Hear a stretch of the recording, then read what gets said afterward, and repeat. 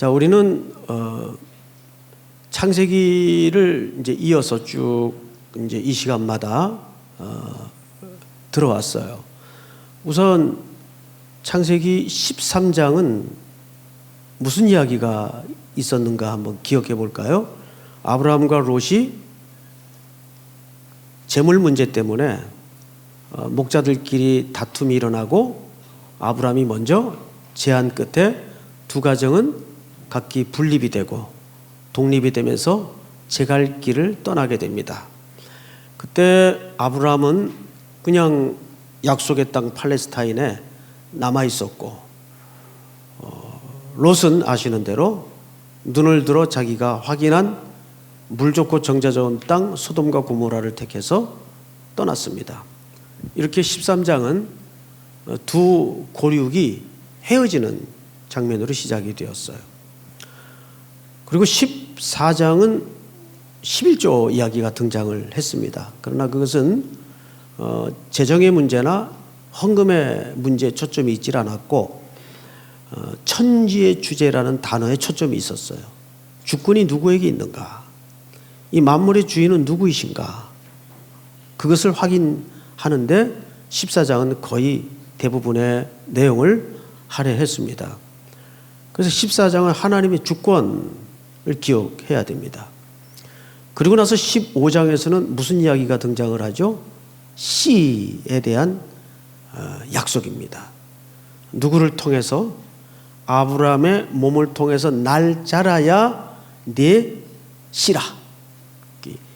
앞에 14장에서는 주권이 소개가 되었고 15장에서는 그 백성의 원인자가 되는 씨에 대해서 소개가 됩니다. 그리고 16장은 드디어 땅에 대한 약속을 하죠. 그러면 주권, 백성, 땅, 이 세 가지 요체는 뭘 이루는 가장 근본적인 필수 조건입니까? 나라입니다. 나라. 이게 점점 아브라함의 인생 여정을 통해서 하나님은 하나님의 나라의 실체를 드러내고 있다는 것을 성경을 쫓아 읽다 보면 서서히 그 실체를 만지게 됩니다. 그래서 이 맥락이, 이 흐름이 이렇게 발전되어 왔구나. 주권, 씨, 땅. 그리고 이제 그 나라를 이룰 샘플인, 모델인 아브라함에게 개인사적인 초점이 맞추어지는 것 같지만 결국 그 이야기도 어떻게 그 나라는 하나님께 복종해야 되는가, 인간은 어떻게 행복해질 수 있는가에 대한 구체적인 실체를 아브라함의 수많은 허물, 실패, 불순종을 통해서 성경 기자는 말하기 시작합니다. 결국 17장에 와서는 무엇이 드러납니까? 그럼에도 불구하고 그 약속을 기다리지 못한 아브라함의 불순종이 드러나죠. 불순종. 그러나 하나님은 그 불순종의 실패를 딛고 뚫고 넘어서 오늘 이제 18장에서 뭘 말하고 싶은가를 잘 주목해야 됩니다. 18장은 들어가기에 앞서 이런 흐름을 전제로 하고 보아야 하나님의 나라가 과연 무엇을 넘어서서 바라보고 있는가, 우리의 시선이 그 하나님의 목적지를 따라갈 수 있다는 거죠. 자, 우선 오늘 8절까지 내용을 보면 세 사람이 등장을 합니다. 세 사람. 이것은 신인 동형론이라 그래서 하나님이 인간의 몸을 입고 실제 현현한 세 사람이 등장하는 유일한 현장입니다. 그러니까 하나님이 아브라함에게 직접 찾아오시는 사건이에요. 자, 그런데 여기 보니까 1절을 잘 보세요. 여호와께서 마므레의 상수리 나무들이 있는 곳에서 아브라함에게 나타나시니라. 날이 어떻게 할 때? 뜨거울 때. 이 말은 시간의 절정으로 봐서 정오쯤 될 것 같습니다. 가장 태양이 이글거릴 때죠. 사람이 행보를 할 수 없을 정도로 팔레스타인 땅은 밤과 낮의 기온차가 살인적입니다. 그 즈음에 현현하신 하나님께서 아브라함에게 나타나십니다. 그때 아브라함은 장막문에 앉아 있었다 이렇게 돼 있어요. 여기서 장막문에 앉아 있었다는 말은 그냥 한가롭게 좀 쉬느라고 앉아 있다는 말이 아니고 이 공동체의 실질적인 대표가 아브라함이라는 의미입니다. 자, 그런데 2절을 잘 보세요. 눈을 들어본즉 사람 셋이 맞은편에 서 있는지라 그가 그들을 보자 곧 장막문에서 달려나가 영접하며 몸을 땅에 굽혀 3절을 한번 읽어볼까요? 시작. 이르되 내 주여 내가 주께 은혜를 입었사오면 원하건대 종을 떠나 지나가지 마옵시고. 네. 아브라함이 세 사람을 보자마자 달려가 몸을 굽히고 뭐라고 불렀죠? 내 주여. 질문. 하나님인지를 알았을까 몰랐을까? 이 표현만으로 봐서는 알고 불렀던 것 같아요. 그런데 우리는 성경을 항상 편파적으로 읽어서는 안 되겠죠. 입체적이고 전체적으로 읽을 필요가 있는데 그냥 제가 한 군데만 소개해 드릴게요. 히브리서에 보면 우리가 지금 히브리서를 공부하고 있죠. 히브리서에 보면 저 뒷장쯤에 13장에 형제 사랑하기를 계속하고 손님 대접하기를 잊지 말라. 이로써 부지 중에 천사들을 대접한 이들이 있었느니라. 누굴 가리키는 겁니까? 아브라함을 가리키는 거예요. 근데 어떠한 가운데 영접했다? 부지 중에. 부지 중이라는 말은 알고 했다 모르고 했다 어느 쪽입니까? 모르고 했다. 사실은 모르고 대접한 겁니다. 그러면 구약에 내 주여라는 말은 어떻게 된 노릇입니까? 자, 이때는 고대 관습에서부터 전통적으로 히브리인들에게는 손님 환대법이 있습니다. 나그네 대접법이죠. 이거는 히브리 공동체의 명예가 걸리고 굉장히 중요한 마을 전통입니다. 그래서 만약에 그 마을에 누군가가 굶는 자가 생기거나 또 나그네가 들어왔는데 잘 곳이 없어 노숙을 한다는 것은 사실상 공동체의 수치로 여겼어요. 이것이 잘 아시는 대로 성결법과 함께 유대인들이 철저하게 지키는 나그네 환대법입니다. 그래서 신약 성경에도 보면 밤중에 찾아온 친구를 대접하기 위해서 옆에 집에 가서 떡 세 덩이를 구하는 진기한 장면이 소개되죠. 다 그런 이유에서입니다. 그리고 이 당시에 주로 낮은 너무 더우니까 밤에 여행을 다니는 사람들이 또 많았어요. 그래서 밤에 친구나 손님이 찾아오는 것은 그렇게 이상한 일은 아니었습니다. 그만큼 히브리인들은 공동체의 단위의 그 명예가 바로 이 나그네 환대법에 다 걸려 있어요. 그리고 오늘 여기에서 내 주여라고 할 때는 꼭 하나님을 대상으로 하지 않더라도 이렇게 부르는 경우들이 있었습니다. 호칭상. 왜냐하면 율법이 레위기서라든지 여러 곳에서 이 나그네를 어떻게 대접해야 될 것인가에 대한 그 환대법이 율법으로 규정되어서 아주 상세하게 지켜내려왔기 때문에 이것은 전혀 어색한 표현들이 아닙니다. 자, 그러나 우리가 무엇로 더 확증적으로 그렇게 할 수 있는가 하면 히브리서 기자가 형제 사랑하기를 계속하고 손님 대접하기를 잊지 말라. 이로써 부지 중에 천사들을 대접한 이들이 있었느니라. 히브리 기자는 우리 지난 시간에도 공부를 했지만 천사와 하나님을 이렇게 혼용해서 사용하는 경우들이 있어요. 예수님도 마태복음에 보면 뭐라고 말씀하셨어요? 우리가 언제 주님을 대접했습니까? 우리가 언제 주님에게 냉수 한 그릇을 대접했습니까? 소자에게 곤고한 자에게 한 일이 다 누구에게 한 일이다? 나에게 한 일이다. 그렇게 동질성을 가지고 규정해 주셨어요. 자, 그러면 오늘 이 얘기가 과연 그러니까 우리가 이웃사랑을 하고 나그네를 잘 대접하자. 우리 공동체 안에 이런 사람들이 발생하지 않도록 서로 돌보아 사랑과 선행을 격려해야 된다. 이런 단순한 얘기일까? 그런데 그렇지 않아요. 이들이 잘 대접을 받고 나서 약속을 하나 합니다. 몇 절을 보시냐면, 자, 10절을 한번 볼까요? 10절. 형제들만 10절을 큰 소리로 한번 읽습니다. 시작. 그가 이르시되 내년 이맘때 내가 반드시 내게로 돌아오리니 내 아내 사라에게 아들이 있으리라 하시니 사라가 그들이 장막문에서 들었더라. 네. 자, 여러분, 잘 대접받은 이 세 천사가 실질적으로 하나님이 뭘 약속합니까?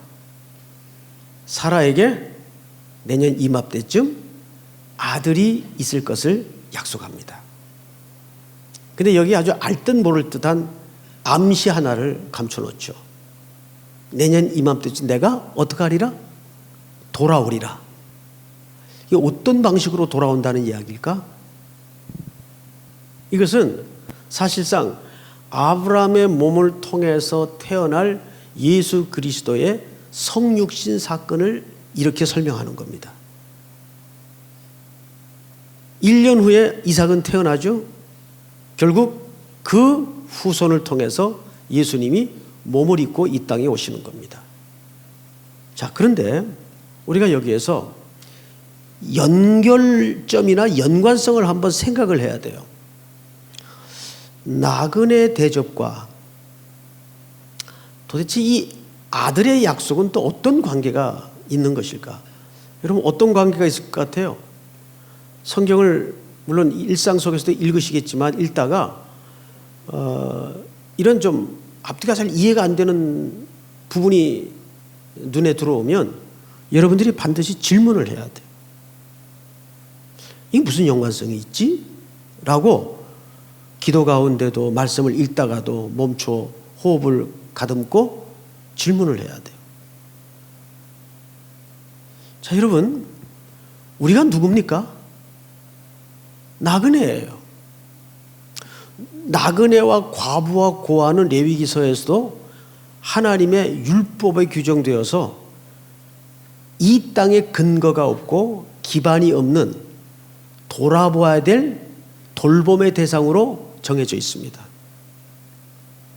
몇 번씩 강조를 했지만 나그네 고아 과부는 그렇기 때문에 우리의 옛삶의 자리예요. 우리가 그 자리에 있었어요. 나그네처럼, 고아처럼, 남편 없는 과부의 신분처럼 그렇게 버림받았고 누군가의 도움 없이는 살 수 없는, 이 땅에 아무 기반도 없는 바다에 떠다니는 부유물 같았어요. 그런데 예수님이 우리의 이웃으로 육신의 몸을 이 땅에 입고 오신 겁니다. 그러려면 이런 나그네들이 은혜를 입고 살려면 인류는 누구만이 소망일 수밖에 없냐 하면 이 아브라함의 몸을 통해 태어날 그 아들 예수 그리스도밖에는 그 구원을 완성해 줄 분이 없다는 뜻이에요. 그래서 이 앞에 나그네 대접과 그 뒤에 붙어서 나오는 아들에 대한 약속은 필연적으로 중요합니다. 그런데 이것이 이제 소극적인 이유라면 여기에 또 적극적인 이유가 있어요. 그 적극적인 이유가 뭐냐면 13장서부터 우리가 백그라운드를 쭉 훑어봤어요. 이제 곧 18장에서 우리는 하나님의 진짜 의도를 만날 겁니다. 그 나머지 두 천사는 어디로 걸음을 향해 가냐면 바로 죄를 먹고 마시는 소돔으로 걸음을 옮겨갑니다. 그리고 그 소돔의 운명은 마지막에 어떻게 되죠? 멸망을 당해요. 뭐가 없어서? 의인 10명이 없어서. 여러분, 의인 10명이 없다는 말은 문학적인 이유도 되지만 유대인들의 사회 속에 최소 공동체의 단위가 10명이에요. 그렇죠? 10명이에요. 하나님이 아브라함과 딜을 하시면서 50명부터 시작했어요. 45명, 40명, 30명, 20명, 마지막 딜의 조건이 10명이었어요. 이 10명은 최소 공동체였습니다. 그래서 사도행전에도 보면 여러분, 사도 바울이 선교를 하러 다니다가 회당이 없는 곳에 가끔 가는 수가 있어요. 그래서 기도처라는 데를 찾죠. 회당이 없으면 유대인들은 반드시 회당 대신에 뭐라도 만들었나요? 기도처라도 만들었어요. 근데 회당이 없다는 말은 이런 뜻입니다. 유대 남자 10명이 그 지역에 살지 않는다는 뜻입니다. 왜? 유대인들은 10명만 있으면 회당을 만들어요. 이것은 공동체 최소 단위입니다. 그러면 소돔과 고모라는 공동체로서 끝장이 난 겁니다. 망한 거예요. 그 소돔과 고모라는 우리와 또 다른 어떤 장소나 어떤 누구가 아니라 바로 우리의 현장이고 자아상이에요. 우리가 다 만들어낸 것입니다. 소돔과 고모라의 운명처럼 우리는 사실 그렇게 멸망당할 수밖에 없었어요. 그런데 거기에서 누가 중재자로 나섭니까? 아브라함이 중재자로 나서요. 자, 여러분 몇 절을 보시냐면 우선 17절을 한번 볼까요? 17절. 자매들만 한번 같이 읽겠습니다. 시작. 아브라함은 강대한 나라가 되고 천하 만민은 그로 말미암아 복을 받게 될 것이 아니냐. 19절 시작. 다 같이. 내가 그로 그 자식 전석에게 명하여 여호와의 도를 지켜 의와 공도를 행하게 하려고 그를 택하였나니 이는 나 여호와가 아브라함에 대하여 말한 일을 이루려 함이니라. 여호와께서 또 이르시되 소돔과 고모라에 대한 부르짖음이 크고 그 죄악의 심이 무거우니. 다 같이 시작. 내가 이제 내려가서 그 모든 행한 것이 과연 내게 들린 부르짖음과 같은지 그렇지 않은지 내가 보고 알려하노라. 예, 이렇게 소돔과 고모라는 아브라함이 중재에 나섭니다. 결국 나머지 두 천사는 그 도성을 향해 가죠. 그리고 그 도성은 그들의 눈에 확인된 바 멸망당할 수밖에 없는 도성이라는 것을 확인하고 아시는 대로 불과 유황의 심판이 다음 주쯤 내릴 거예요. 이제 순서상 다음 주쯤. 이건 굉장히 중요한 구속의 원리가 이 소돔과 고모라 속에 역설적으로 감춰져 있어요. 이것이 세상이 흘러가고 있는 패턴이고 경향이고 결론이에요. 그런데 한켠에 하나님은 앞서 지금 아브라함을 통해서 살해 불가능한 생물학적인 신체 조건을 통해서 뭘 준비하시나요? 그리스도를 준비하시는 거예요. 왜 그리스도를 준비하십니까? 이 멸망당할 세상에 택한 하나님의 백성들, 여기서는 의인이라고 표현되어 있죠. 그 속에 아직도 구원받아야 될 의인이 있습니다. 그 의인이라는 말은 행위적인 기준이나 조건이 아니라 하나님의 은혜를 입은 백성들이 있다는 것을 말하고 있는 겁니다. 이렇게 17장서부터 아니 13장서부터 이미 창세기는 집요하게 두 줄기가 이렇게 꼬여서 계속 확대되어 갑니다. 하나는 그리스도의 계시가 실체로 드러나고 하나는 인간의 멸망당할 수밖에 없는 구정물의 역사가 점점점 확인되는 거예요. 그런데 그 속에 하나님이 우리를 향하신 구원의 열심이 쉬지 않고 진행되고 있는 것을 우리는 확인하게 되는 거죠. 그래서 이 18장 안에는 아들에 대한 약속과 소돔과 고모라의 멸망이 엉켜 있는 겁니다. 패역한 멸망당할 수밖에 없는 그 백성임에도 불구하고 하나님의 열심히 쉬지 않으시는 이 구원의 사랑. 근데 그 가운데 정점에 누가 있는 거예요 지금? 아브라함이 있는 거예요. 아브라함은 또 누굽니까? 그 소돔과 고모라가 우리의 옛 삶에 원래 하나님의 공의에 의해서 심판당해야 될 그림이었다면 또 한켠에 우리는 어느 입장에 지금 세워져 있는 겁니까? 아브라함 입장에. 그 아브라함을 통해서 모든 민족의 복의 근원이 될 것이라고 약속하지 않아요? 그럼 아브라함은 뭐 우리보다 조건이 나았나요? 믿음이 좋았나요? 그런 거 없어요. 그냥 하나님이 샘플로 채취를 해서 구원이 뭔지, 은혜가 뭔지, 하나님의 살아계신 역사가 뭔지를 이 불순종 덩어리인 아브라함을 통해서 온 인류를, 하나님의 백성들을 설득해 나가는 거예요. 자, 우리 그 현장을 한번 보자고요. 몇 절을 보시냐면 18장 11절을 보세요. 11절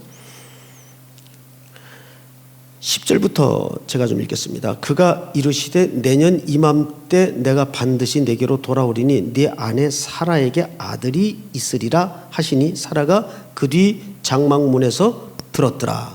이 천사와 하나님과 아브라함 사이 대화를 들었어요. 누가? 그의 아내가. 그리고 사라가 어떻게 했어요? 웃었어요. 이건 정확하게 불신앙의 웃음입니다. 웃었어요. 자, 11절을 한번 같이 읽어볼까요? 시작. 아브라함과 사라는 나이가 많아 늙었고 사라에게는 여성의 생리가 끊어졌는지라. 여자의 경수가 끊어졌다는 얘기예요. 그럼 더 이상 생산이 됩니까 안 됩니까? 생산이 안 되죠. 왜냐하면 생명이 잉태되는 조건인 난자와 정자의 결합이 일단은 불가능한 몸의 상태가 된 겁니다. 생리가 끊어진 거예요. 그러니까 사라의 웃음은 사실 비웃음이라고 말하기엔 조금 가혹한 표현이고 그냥 조금 허탈한 웃음이었지 않을까요? 그냥 웃었어요. 아이고 참나. 뭐 이 정도 될까요? 그래서 이 의미가 참 묘해요. 근데 여러분 같으면 안 웃었을까요? 여러분 같으면? 저 같아도 웃었을 것 같아요. 자, 그런데 그 다음 볼까요? 12절.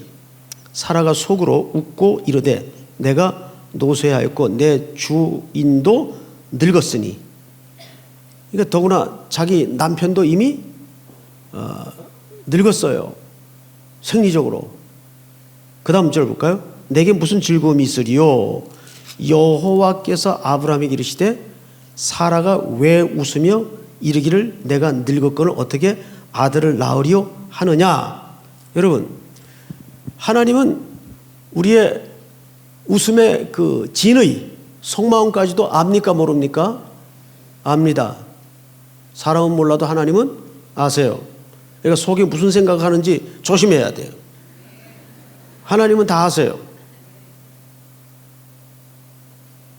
이때 하나님이 그 사라의 속내를 아시고 아주 중요한 얘기를 합니다. 우리 다 같이 한번 읽겠습니다. 14절 한 절만 시작. 여호와께 능하지 못한 일이 있겠느냐? 기한이 이를 때에 내가 내게로 돌아오리니 사라에게 아들이 있으리라. 이 사실을 믿습니까? 여호와께서 능치 못할 일이 있겠느냐? 여러분, 아브라함이 하나님 앞에 이스마엘을 낳는 기다리지 못한 불순종을 하고 나서 13년의 침묵을 깨고 하나님이 아브라함에게 처음 하신 말씀이 뭐예요? 나는 엘샤다이, 전능하신 하나님이라. 전능하다는 말은 세 가지 의미가 있다 그랬죠?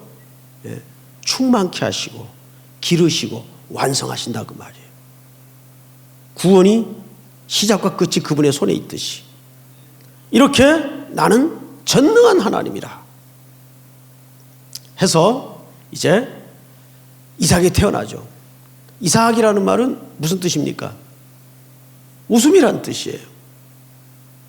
이게 무슨 뜻입니까? 그러면 전체적으로 사라는 믿음으로 웃었어요? 믿지 못해 웃었어요? 믿지 못해 웃었어요. 근데 하나님은 그 웃음을 뭘로 바꾸십니까? 진짜 즐거움으로 바꾸세요. 몇 절을 보시냐면 21장을 한번 볼까요? 21장 5절 6절을 한번 보십시다. 창세기 21장 5절 6절 한번 같이 읽겠습니다. 시작. 아브라함이 그의 아들 이삭이 그에게 태어날 때에 백세라. 사라가 이르되 하나님이 나를 웃게 하시니 듣는 자가 다 나와 함께 웃으리로다. 네. 듣는 자가 다 나와 함께 어떻게 하리로다? 이걸 뭐라 그래요? 복음이라고 해요. 복음은 듣는 자가 다 함께 웃게 되는 인류의 최고의 즐거운 소식입니다. 우리는 그것을 순종하느라 여름 겨울 선교를 떠나죠. 처음에 이 복음을 듣는 자들의 반응과 태도는 다 비웃어요. 믿지 못해요. 근데 성경의 역사를 뒤집어 봐도 모든 하나님의 역사는 처음에 다 조롱거리였어요. 대표적인 게 뭐예요? 십자가. 가장 커다란 조롱의 현장이었죠. 네가 하나님의 아들이거든 내려와 봐라. 그때 막 못 부러뜨려 가지고 주님이 내려오셔서 백부장 뺨을 한 대 먼저 때렸다면 속은 시원했겠는데 구원은 이루어지지 않았겠죠. 하나님의 구원은 그렇게 완성되지 않죠. 요셉, 얼마나 온 시대가 그를 조롱했습니까? 그런데 조롱했던 그들이 누구 때문에 먹고 살죠? 요셉 때문에 먹고 살아요. 최고의 복수입니다. 사랑의 승리입니다. 아니, 하나님의 승리예요. 누가 지금 여러분들을 희롱하고 조롱하고 비웃습니까? 그것 때문에 열내고 뿔내지 마세요. 속만 아파요. 그 자리에서 하나님의 은혜를 힘입어 일어나셔야 됩니다. 그를 안고 사랑함으로. 얘기를 하나 하고 마칠게요. 19살 된 소녀가 고속도로를 가는데 이게 실화입니다. 개가 튀어나온 거예요. 그런 일 많죠. 우리 고속도로 가다 보면 이렇게 또 동물도 죽은 현장을 좀 가끔 아주 불쾌하게 보게 되죠. 기분 나쁘게. 그러니까 이 어린 소녀가 얼마나 놀랬겠어요. 미국에서 타코마에서 있었던 일인데 타코마 5번 고속도로에서 벌어진 일입니다. 끽! 그래도 너무 갑작스러운 일이라 개도 치고 차가 여러 바퀴를 돌았어요. 그리고 시동이 꺼지면서 멈춰 섰는데 지금 일로 가는 방향인데 차가 거꾸로 선 거예요. 그것도 안쪽 1차선 쪽으로. 그러니까 이거는 뭐 막 질주하는 차량 행렬 속에서 이중으로 사고가 나게 생겼어요. 이것도 지금 사고인데. 근데 그때 한 남자가 4차선으로 가다가 차를 길가에 세우고 이게 4차선 고속도로였는데 얼마나 위험해요.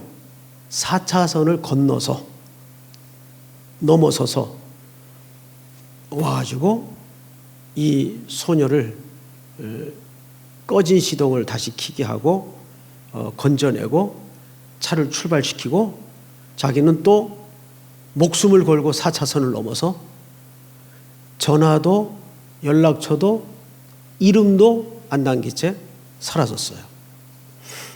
이 사건이 참 충격적인 소녀의 개인사로 끝난 게 아니라 이 소녀가 이 어린 시절의 경험이 중요한 동기가 되어서 사람의 이런 극도의 이타심에 대해서 고민과 연구를 하기 시작했어요. 그 사람은 왜 그랬을까? 그렇다고 자기가 유명해지는 것도 아니고 찾으다 보면 목숨도 잃을 수 있는 절체절명의 그 험한 상황인데 뭐 때문에 그랬을까? 도무지 이게 이해가 안 됐던 거예요. 여러분 혹시 가교라는 영화 보셨나요? 그 가교라는 영화는 그게 아마 올해 만들어졌을 겁니다. 완성되었을 거예요. 일본에서 제작한 영화죠. 그 일본 전철역인가에서 우리 한국의 유학생이었던 이수연 씨가 술을 먹고 선로에 떨어진 일본 사람을 구하다가 이 청년이 거기서 목숨을 잃어요. 이게 아주 한일 사이의 큰 이슈였습니다. 그리고 평소 이 청년은 일본으로 건너가 유학을 하면서 고리 깊은 한일 간의 관계를 나름 젊은 마음으로 해소해보고자 굉장히 평소에도 애썼던 청년이죠. 그 청년을 일본 어느 감독이 기리고자 만든 영화예요. 가교. 일본 이름으로는 잘 모르겠는데 그런 경우죠. 도대체 그런 사람들은 어떻게 그런 극한 이타적 마음이 가능했을까? 그래서 이 소녀가 자라서 그쪽으로 공부를 하게 됩니다. 그런 극도의 이타심을 연구하기 위해서 발상의 전환으로 접근을 했어요. 그럼 극도의 이타심에 가장 반대되는 유형은 뭐냐? 사이코패스라는 거예요.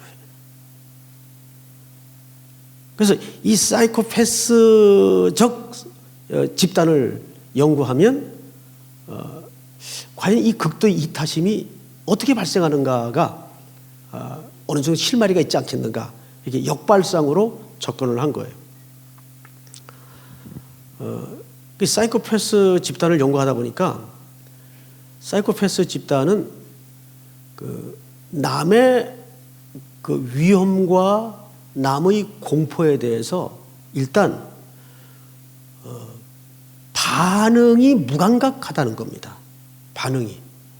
그래서 이게 과연 선천적인 걸까 아니면 뇌질환일까, 여러 가지 각도에서 그 사이코패스 집단의 인물들을 이제 샘플링을, 표준치를 채취를 한 거죠. 먼저 의학적으로 접근을 했답니다.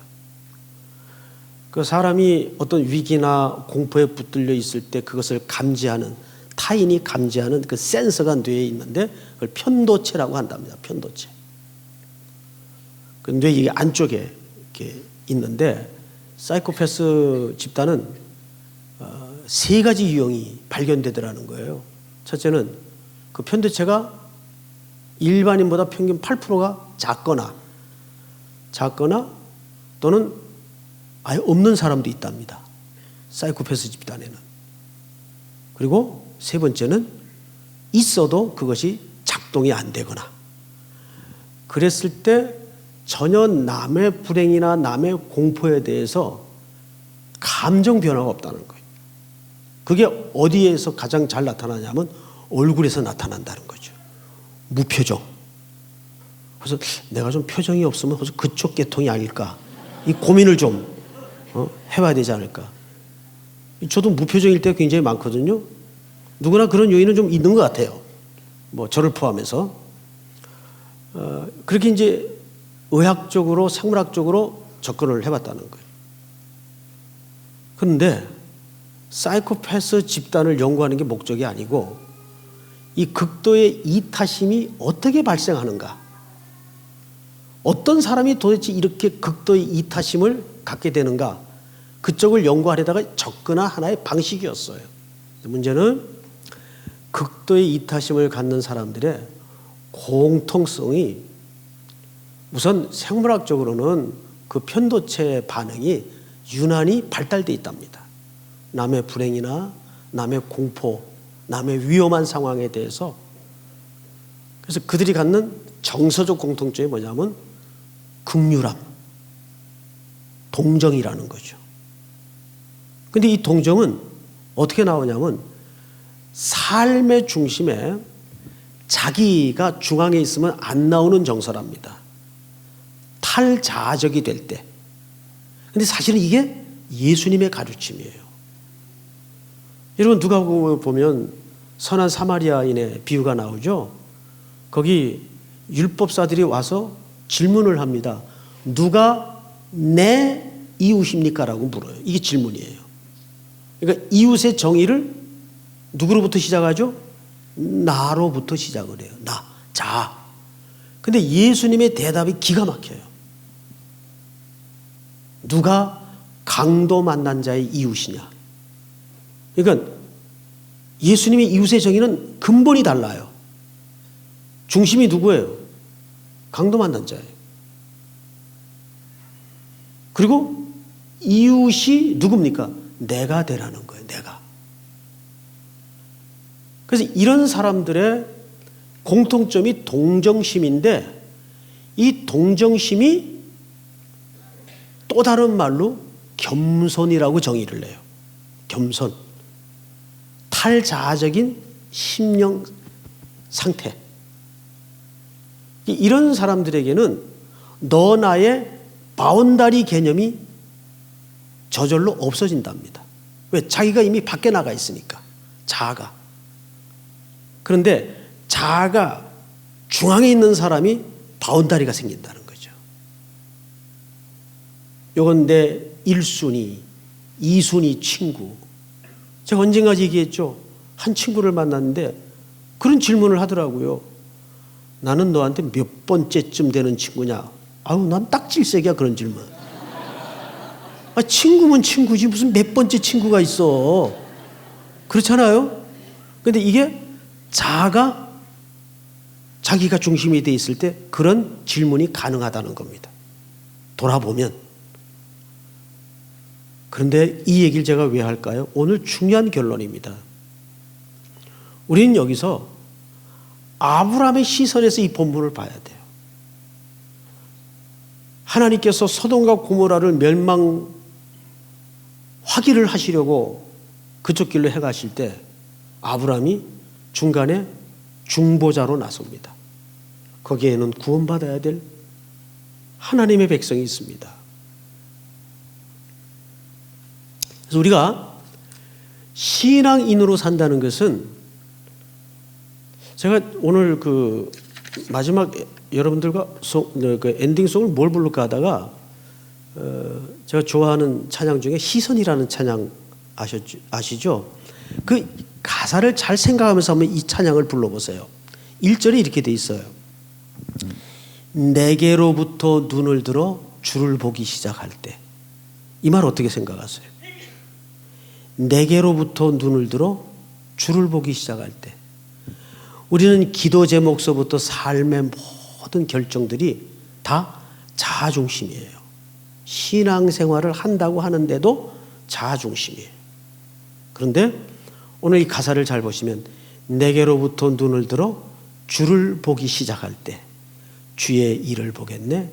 내 작은 마음 돌이키사 하늘의 꿈꾸게 하네. 하늘의 꿈꾸게 하네. 주님을 볼 때 모든 시선을 주님께 드리고.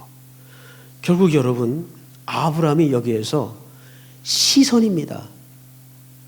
눈을 들어 뭘 봤죠? 천사를 보아요.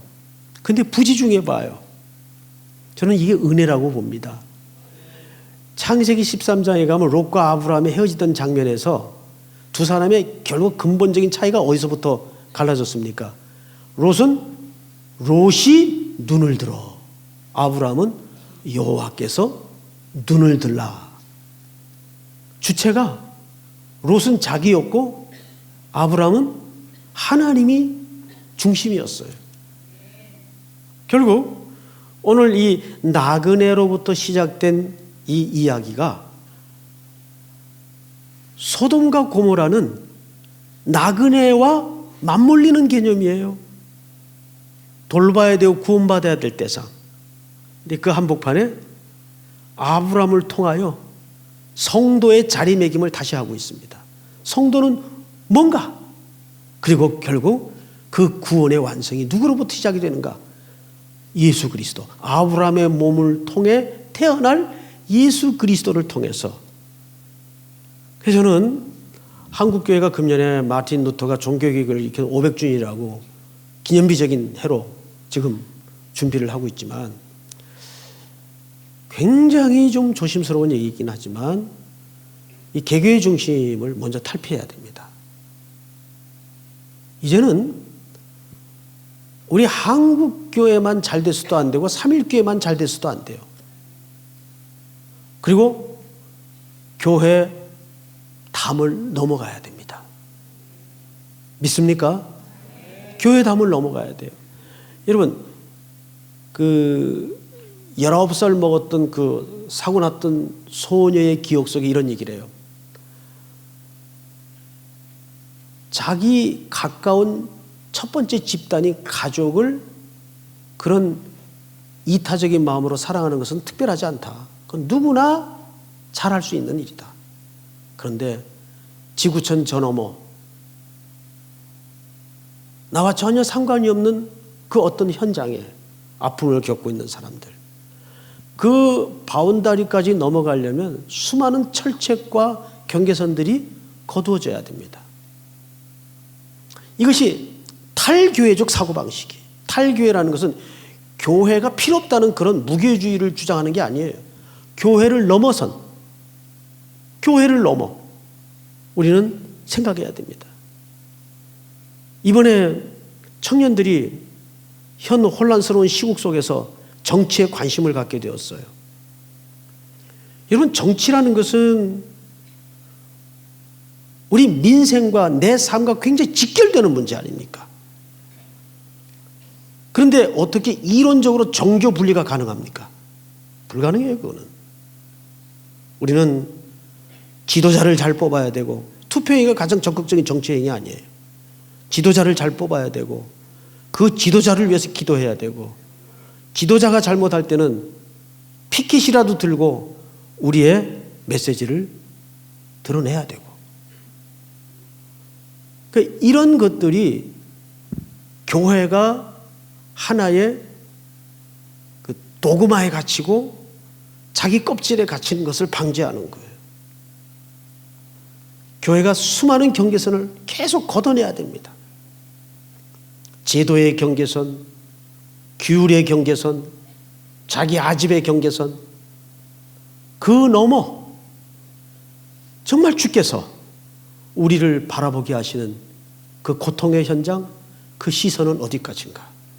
아직도 우리의 주변에는 이 유황불의 심판 아래 11시 59분 1분 전에 삶의 현장, 땅의 현장들이 너무나 많아요. 저는 기독교인들이 너무 나라를 사랑해야 되지만 너무 이렇게 그 국가주의에 빠지는 것도 위험하다고 봐요. 자칫하면 그 국가주의가 신앙을 대체하는 경우가 있어요. 아니면 신앙과 동질성을 갖게 인식을 하는 경우가 있어요. 아니에요. 그래서 성경에는 모든 민족이라고 말씀을 하고 있죠. 국가가 아니에요. 민족. 모든 민족. 오늘 우리 삼일교회 귀한 젊은이들이 그런 소화병적 신앙에서 이 경계선을 걷어내고 그 너머 아브라함의 자리에 서서 하나님께서 어디를 향하고 계시는가를 함께 눈을 들어 주목할 수 있는 이 기도의 밤이 될 수 있기를 축복합니다. 우리 시선 같이 한번 찬양을 할까요?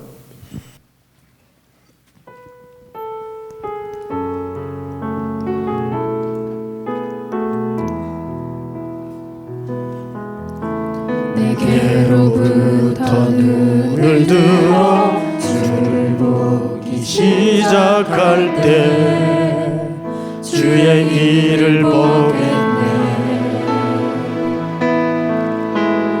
자그마한 돌이키사 하늘을 꿈꾸게 하네. 주님을 볼 때 모든 시선을 주님께 드리고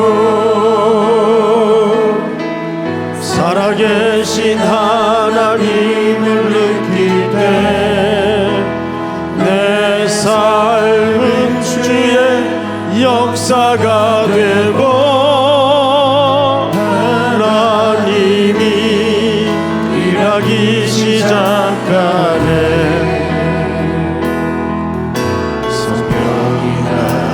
변화시켜 모든 사라지네 주의 일을 보겠네 황폐한 땅 한가운데서 가운데서 주님만을 알게 되리 주님을 볼 때 모든 시선을 주님께 드리고 사랑하신 하나님을 느낄 때 세상은 주의 나라가 되고